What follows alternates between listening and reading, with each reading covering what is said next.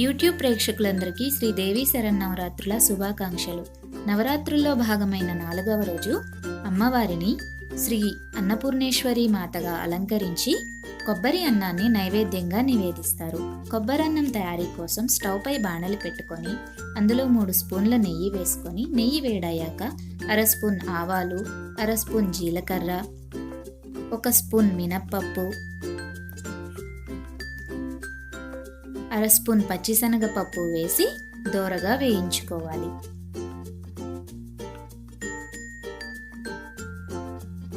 ఇవన్నీ వేగాక ఓ 5-6 జీడిపప్పు పలుకులు వేసి వేగనివ్వాలి. ఇప్పుడు 4 పచ్చిమిర్చి చీలికలు, ఓ ఎండుమిరపకాయ, కాస్తంత కరివేపాకు వేసి వేగనివ్వాలి. ఇవన్నీ దోరగా వేగినాక ఓ చిటికెడు ఇంగు వేసి బాగా కలుపుకోవాలి.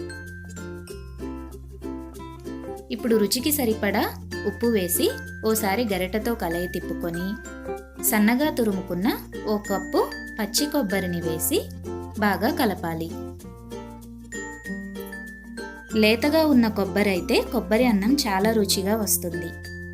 ఇలా ఓ 2 నిమిషాల పాటు కలుపుకున్న తర్వాత 1 కప్పు కొబ్బరికి 1.5 కప్పు అన్నం వేసుకొని గరిటెతో బాగా కలుపుకోవాలి. ఓ నిమిషం పాటు ఇలా కలుపుకొని దించేసుకోవడమే.